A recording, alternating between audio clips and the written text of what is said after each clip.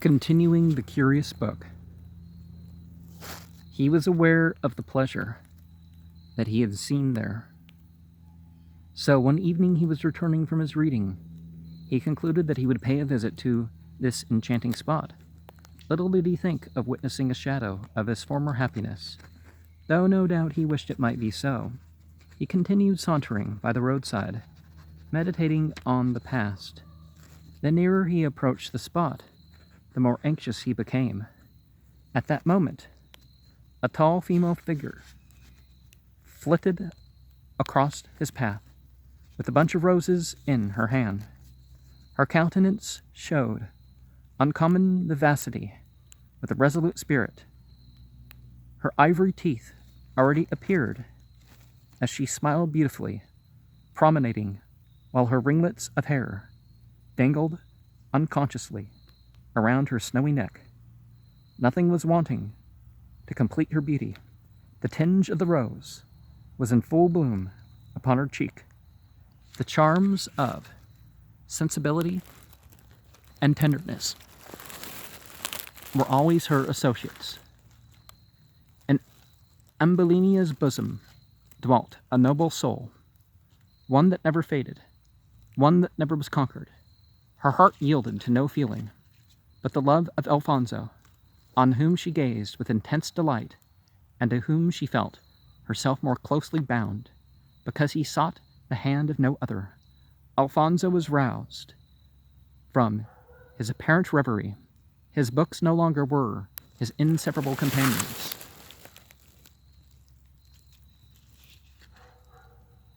His thoughts arrayed themselves to encourage him to the field of victory. He endeavored to speak to his supposed Ambulinia, but his speech appeared not in words. No, his effort was a stream of fire that kindled his soul into a flame of admiration and carried his senses away captive. Ambulinia had disappeared to make him more mindful of his duty. As she walked speedily away through the piney woods, she calmly echoed, "O Alfonso, thou wilt now look from thy sunbeams. Thou shalt now walk in a new path, perhaps. Thy way leads through the darkness. But fear not, the stars foretell happiness." Between through and darkness. Not many days afterward, as surrounded by fragrant flowers, she sat one evening at twilight to enjoy the cool breeze that whispered notes of melody along the distant groves. The little birds perched on every side as if to watch the movements of their new visitor. The bells were tolling when Alfonso silently stole along by the wildwood flowers, holding in his hand his favorite instrument of music, his eye continually searching for Ambulinia, who hardly seemed to perceive him, as she played carelessly with the songsters that hopped from branch to branch. Nothing could be more striking than the difference between the two. Nature seemed to have given the more tender soul to Alfonso, and the stronger and more courageous to Ambulinia. A deep feeling spoke from the eyes of Alfonso, such a feeling as can only be expressed by those who are blessed as admirers, and by those who are able to return the same with sincerity of heart. He was a few years older than Ambulinia. She had turned a little into her 17th. He had almost grown up in the Cherokee country with the same equal proportions as one of the natives, but little intimacy had existed between them until the year 41, because the youth felt that the character of such a lovely girl was too exalted to inspire any other feeling than that of quiet reverence. But as lovers will not always be insulted, at all times and under all circumstances, by the frowns and cold looks of crabbed old age, which should continually reflect dignity upon those around, and treat the unfortunate as well as the fortunate with a graceful mien, he continued to use diligence and perseverance.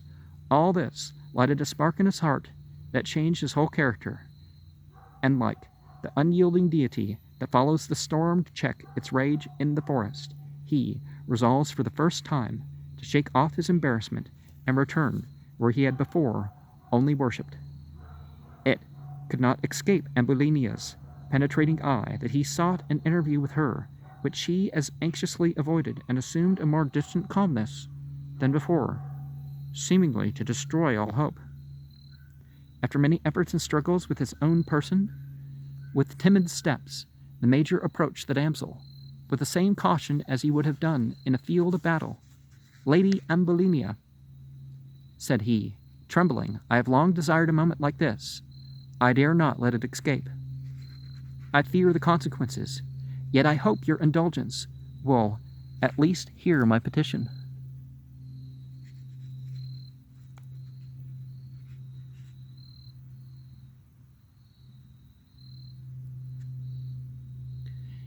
Can you not anticipate what I would say and what I am about to express? Will you not, like Minerva, who sprung from the brain of Jupiter, release me from thy winding chains, or cure me? "Say no more, Alfonso," answered Ambulinia, with a serious look, raising her hand, as if she intended to swear eternal hatred against the whole world. "Another lady in my place would have perhaps answered your question in bitter coldness. I know not the little arts of my sex. I care but little for the vanity of those that would chide me, and am unwilling as well as ashamed to be guilty of anything that would lead you to think all is not gold that glitters. So, be not rash in your resolution. It is better to repent now than to do it in a more solemn hour. Yes, I know what you would say. I know you would have a costly gift for me, noblest that man can make, your heart. You should not offer it to one so unworthy. Heaven, you know, has allowed my father's house to be made a house of solitude, a home of silent obedience, which my parents say is more to be admired than big names and high-sounding titles. Notwithstanding all this, let me speak the emotions of an honest heart. Allow me to say, in the fullness of my hopes, that I anticipate better days. The bird may stretch its wings towards the sun, which it can never reach, and the flowers of the field appear to ascend in the same direction, because they cannot do otherwise. But man confides his complaints to the saints in whom he believes, for in their abodes of light they know no more sorrow. From your confession and indicative looks, I must be that person. If so, deceive not yourself. And it's not so much the realms of the saints, but the projection of yourself into such a place. Alfonso replied, "Pardon me, my dear madame, for my my dear madam, for my frankness. I loved you from my earliest days. Everything grand and beautiful. I have loved you from my earliest days. Everything grand and beautiful hath borne the image of Ambulinia. While precipices on every hand surround me, your guardian angels stood and beckoned me away from the deep abyss. In every trial and every misfortune, I have met with your helping hand. Yet I never dreamed or dared to cherish thy love till a voice, impaired with age, encouraged the cause, and declared they who acquired thy favor should win the victory. I saw how Laos worshipped thee. I felt my own unworthiness. I began to know jealousy, a strong guest, indeed, in my bosom. Yet I could see if I gained your admiration, Laos was to be my rival. I was aware that he had the influence of your parents and the wealth of a deceased relative, which is too often mistaken for permanent and regular tranquility. Yet I have determined, by your permission, to beg an interest in your prayers, to ask you to animate my drooping spirits by your smiles and your winning looks. For if you but speak, I shall be conqueror. My enemies shall stagger like Olympus shakes. And though earth and sea may tremble, and the charioteer of the sun may forget his dashing steed, yet I am assured that it is only to arm me with divine weapons, which will enable me to complete my long-tried intention. Now, there's a theory that a lot of these Olympian so-called gods were around 9,000 or so years ago actual human beings. Now, I don't know if it's a theory or a hypothesis that kind of fits it, but the later Greeks certainly did divinize real human beings. So, but at the very least, their mythology allows a position for a human to more or less ascend, models that humans can fulfill. And certainly the models that they have for deities. I'm not saying that Zeus has the limits, because the term Zeus is a bit broader than these limits that they ascribe to that term. Because high God, you don't have to go down all that with that. But most of these entities are flawed, which again opens up the possibility of the human beings to live certain parts of the myths. Hopefully not identifying with the flawed part, but... Return to yourself, Alfonso, said Ambulinia pleasantly. A dream, a vision has disturbed your intellect. You are above the atmosphere, dwelling in the celestial regions. Nothing is there that urges or hinders, nothing that brings discord into our present litigation. I entreat you to condescend a little, and be a man, and forget it all. When Homer describes the battle of the gods and noble men fighting with giants and dragons, they represent, under this image, our struggles with the delusions of our passions. You have exalted me, an unhappy girl, to the skies. You have called me a saint, and portrayed in your imagination an angel in human form. Let her remain such to you. Let her continue to be as you have supposed, and be assured that she will consider a share in your esteem as her highest treasure. Think not that I would allure you from the path in which your conscience leads you, for you know that I respect the conscience of others, as I would die for my own. Alfonso, if I am worthy of thy love, let such conversation never again pass between us. Go, seek a nobler theme. We will seek it in the stream of time, as the sun set in the Tigris. As she spake these words, she grasped the hand of Alfonso, saying at the same time, Peace and prosperity attend you, my hero. Be up and doing. Closing her remarks with this expression, she walked slowly away, leaving Alfonso astonished and amazed. He ventured not to follow or detain her. Here he stood alone, gazing at the stars, confounding as he was. Here he stood, the rippling stream rolled on at his feet. Twilight had already begun to draw her sable mantle over the earth, and now and then the fiery smoke would ascend from the little town which lay spread out before him. The citizens seemed to be full of life and good humor, but poor Alfonso saw not a brilliant scene. No, his future life stood before him, stripped of the hopes that once adorned all his sanguine desires. Alas, said he, I am now grief's disappointed son at last. Ambulinia's image rose before his fancy. A mixture of ambition and greatness of soul moved upon his young heart, and encouraged him to bear all his crosses with the patience of a Job. Notwithstanding he had to encounter with so many obstacles, he still endeavored to prosecute his studies, and reasonably progressed in his education. Still he was not content. There was something yet to be done before his happiness was complete. He would visit his friends and acquaintances. They would invite him to social parties, insisting he should partake of the amusements that were going on. This he enjoyed tolerably well. The ladies and gentlemen were generally well pleased with the major, as he delighted all with his violin, which seemed to have 1,000 chords, more symphonious than the muses of Apollo, and more enchanting than the ghost of the hills. He passed some days in the country. During that time Leos had made many calls upon Ambulinia, who was generally received with a great deal of courtesy by the family. They thought him to be a young man worthy of attention, though he had but little in his soul to attract the attention or even win the affections of her, whose graceful manners had almost made him a slave to every bewitching look that fell from her eyes. Leos made several attempts to tell her of his fair prospects, how much he loved her, and how much it would add to his bliss if he could but think she would be willing to share these blessings with him. But choked by his undertaking, he made himself more like an inactive drone than he did like one who bowed at beauty's shrine. Alfonso again wends his way to the stately walls and new-built village. He now determines to see the end of the prophecy which had been foretold to him. The clouds burst from his sight.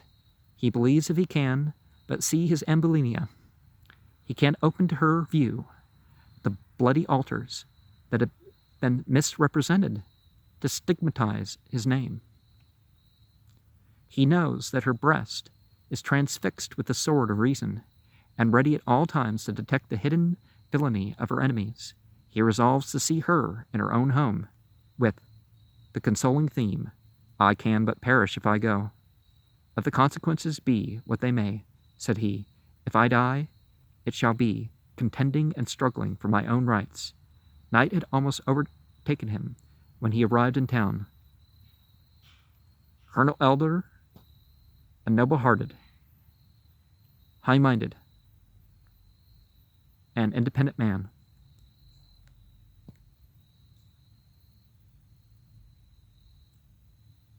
met him at his door as usual, and seized him by the hand. "Well, Alfonso," said the colonel, "how does the world use you in your efforts?" "I have no objection to the world," said Alfonso, "but the people are rather singular in some of their opinions." Well," said the colonel, "you must remember that creation is made up of many mysteries. Just take things by the right handle. Be always sure you know which is the smooth side before you attempt your polish. Be reconciled to your fate, be it what it may, and never find fault with your condition unless your complaining will benefit it. Perseverance is a principle that should be commendable in those who have judgment to govern it. I should never have been so successful in my hunting exertions had I waited till the deer by some magic dream had been drawn to the muzzle of the gun, for I made an attempt to fire at the game that dared my boldness in the wild forest. The great mystery in hunting seems to be a good marksman, a resolute mind, a fixed determination, and my word for it, you will never return home without sounding your horn with the breath of a new victory. And so with every other undertaking, be confident that your ammunition is of the right kind. Always pull your trigger with a steady hand, and as soon as you perceive a calm, touch her off, and the spoils are yours." This filled him with a redoubled vigor, and he set out with a stronger anxiety than ever to the home of Ambulinia. A few short steps soon brought him to the door. Half out of breath, he rapped gently. Ambulinia, who sat in the parlor alone, suspecting Alfonso was near, ventured to the door, opened it, and beheld the hero, who stood in a humble attitude, bowed gracefully, and as they caught each other's looks, the light of peace beamed from the eyes of Ambulinia. Alfonso caught the expression. A halloo, probably supposed to be halo, but a halo of smothered shouts ran through every vein, and for the first time he dared impress a kiss upon her cheek. The same was overwhelming. The scene was overwhelming. Had the temptation been less animating, he would not have ventured to have acted so contrary to the wish of his Ambulinia.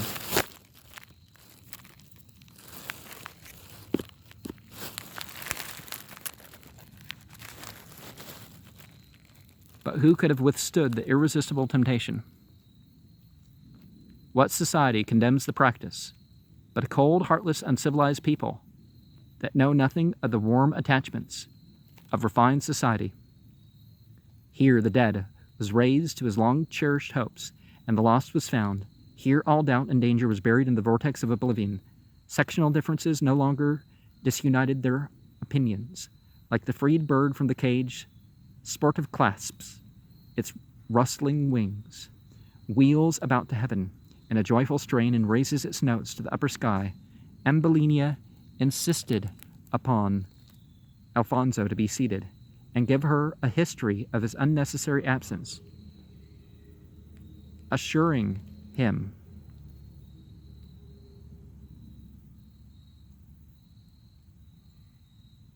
the family had retired. Consequently, they would ever remain ignorant of his visit. Advancing towards him, she gave a bright display of her rosy neck, and from her head the ambrosial locks breathed divine fragrance. Her robe hung, waving to his view, while she stood like a goddess confessed before him. "It does seem to me, my dear sir," said Ambulinia, "that you have been gone an age. Oh, the restless hours I have spent since I last saw you. In yon beautiful grove, there is where I trifled with your feelings for the express purpose of trying your attachment for me. I now find you are devoted, but I trust you live not unguarded by the powers of heaven, though oft did I refuse to join my hand with thine, and as oft as did I cruelly mock thy entreaties with borrowed shapes. Yes, I feared to answer thee by terms, in words sincere and undissembled. Oh, could I pursue, and you had leisure to hear the annals of my woes, the evening star would shut heaven's gates upon the impending day before my tale would be finished, and this night would find me soliciting your forgiveness. Dismiss thy fears and thy doubts, replied Alfonso. Look, oh, look, that angelic look of thine, bathe not thy visage in tears. Banish those floods that are gathering. Let my confusion and my presence bring some relief. Then indeed I would be cheerful, said Ambulinia. And I think if we will go to the exhibition this evening, we certainly will see something worthy of our attention. One of the most tragical scenes is to be acted that has ever been witnessed, and one that every jealous hearted person should learn a lesson from. It cannot fail to have a good effect, as it will be performed by those who are young and vigorous, and learned as well as enticing. You are aware, Major Alfonso, who are to appear on the stage, and what the characters are to represent. I am acquainted with the circumstances, replied Alfonso, and as I am to be one of the musicians upon that interesting occasion, I should be much gratified if you would favor me with your company during the hours of the exercises. What strange notions are in your mind? Inquired Ambulinia.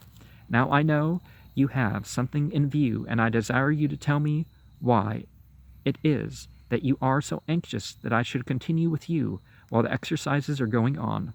Though, if you think I can add to your happiness and predilections, I have no particular objection to acquiesce in your request. Oh, I think I foresee now what you anticipate. And will you have the goodness to tell me what you think it to be? Inquired Alfonso. By all means, answered Ambulinia. A rival, sir, you would fancy in your own mind, but let me say to you, fear not, fear not. I will be one of the last persons to disgrace my sex by thus encouraging everyone who may feel disposed to visit me, who may honor me with their graceful bows and their choicest compliments.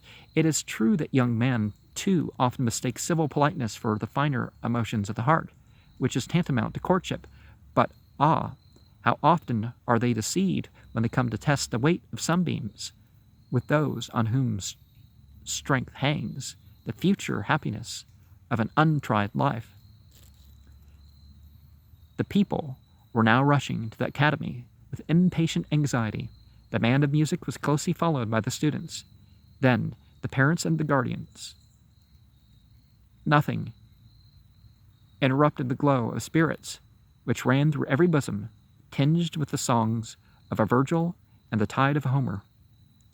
Alfonso and Ambulinia soon repaired to the scene, and fortunately for them, both the house was so crowded that they took their seats together in the music department, which was not in view of the auditory.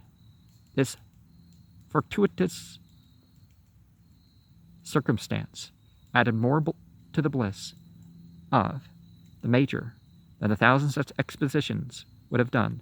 He forgot that he was a man. Music had lost its charms for him. Whenever he attempted to carry his part, the string of the instrument would break. The bow became stubborn and refused to obey the loud calls of the audience. Here, he said, was the paradise of his home, the long sought-for opportunity. He felt as though he could send 1,000,000 supplications to the throne of heaven for such an exalted privilege. Poor Leos, who was somewhere in the crowd, looking as attentively as if he was searching for a needle in a haystack. Here he stood, wondering to himself why Ambulinia was not there.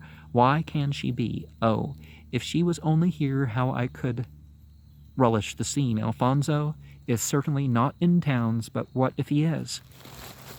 I have got the wealth. If I had not the dignity, and am sure that the squire and his lady have always been particular friends of mine, and I think with this assurance I should be able to get upon the blind side of the rest of the family, and make the heaven-born Ambulinia the mistress of all I possess. Then again he would drop his head, as if attempting to solve the most difficult problem in Euclid. While he was thus conjecturing in his own mind a very interesting part of the exposition, of the ex, of the ex,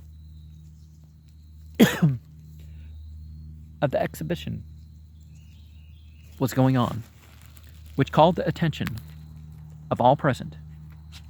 The curtains of the stage waved continually by the repelled forces that were given to them, which called Leos to behold Ambulinia leaning upon the chair of Alfonso, her lofty beauty seen by the glimmering of the chandelier, filled his heart with rapture. He knew not how to contain himself, to go where they would expose him to ridicule, to continue where he was with such an object before him, without being allowed an explanation, in that trying hour, would be to the great injury of his mental as well as of his physical powers. And in the name of high heaven, what must he do? Finally, he resolved to contain himself as well as he conveniently could, until the scene was over, and then he would plant himself at the door to arrest Ambulinia from the hands of the insolent Alfonso, and thus make for himself a more prosperous field of immortality than ever was decreed by omnipotence, or ever pencil drew, or artist imagined. Accordingly, he made himself sentinel. Immediately after the performance of the evening, he retained his position, apparently in defiance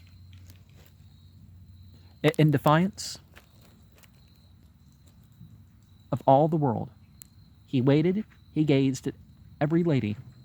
His whole frame trembled. Here he stood, until everything like human shape had disappeared from the institution, and he had done nothing. He had failed to accomplish that which he so eagerly sought for. Poor unfortunate creature! He had not the eyes of an Argus, or he might have seen his Juno and Alfonso, assisted by his friend Sigma, make their escape from the window, and with the rapidity of a racehorse, hurry through the blast of the storm to the residence of her father, without being recognized.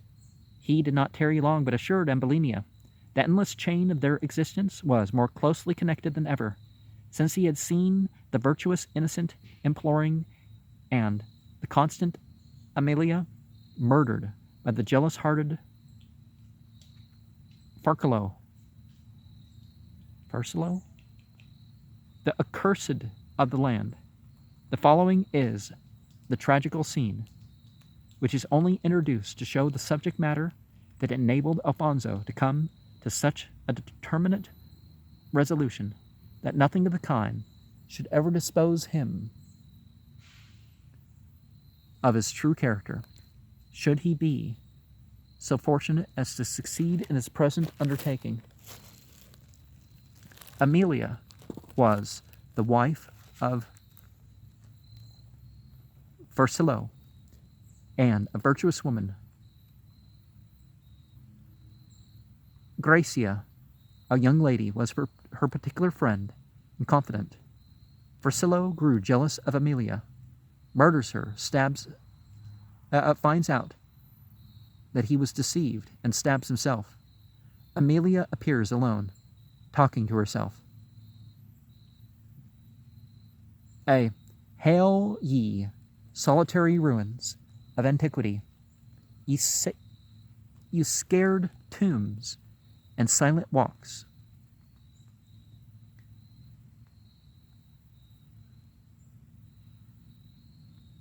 Maybe that's supposed to say sacred, but that's how it's spelled.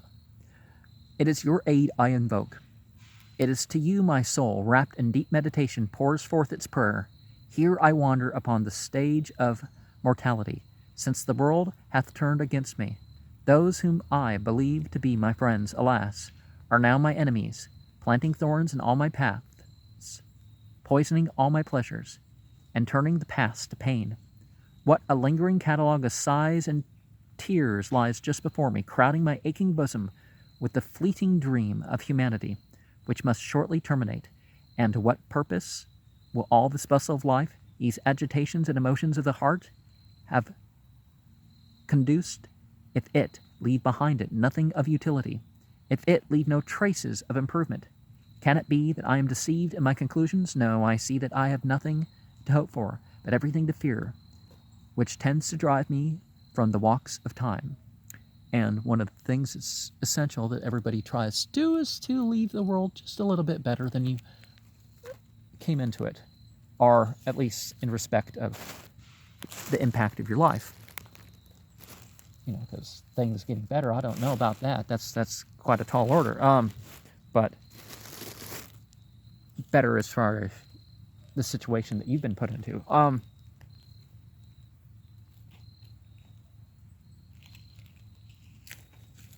Oh, in this dead night, if loud winds arise to lash the surge and bluster in the skies, may the west its furious rage display, toss me with storms in the watery way. Enter Gracia, and Gracia says, oh, A previously was Amelia, okay. Gracia says, "Oh, Amelia, is it you, the object of grief, the daughter of opulence, of wisdom and philosophy, that thus complaineth? It cannot be you, are the child of misfortune, speaking of the monuments of former ages, which were allotted not of the reflection of the distressed, but for the fearless and bold." Amelia said, "Not the child of poverty, Gracia, are the heir of glory and peace, but of fate. Remember, I have wealth more than wit can number. I have had power more than kings can encompass. Yet the world seems a desert. All nature appears an afflictive spectacle of warring passions. This blind fatality that capriciously sports with the rules and lives of mortals tells me that the mountains will never again send forth the water of the springs to my thirst. Oh, that I might be freed and set at liberty from wretchedness. But I fear this will never be." Gracia said, "Why, Amelia, this untimely grief? What has caused the sorrows that bespeak better and happy days, thus lavish out such heaps of misery? You are aware that your instructive lessons embellish the mind with holy truths, by wedding its attention to none but great and noble affections."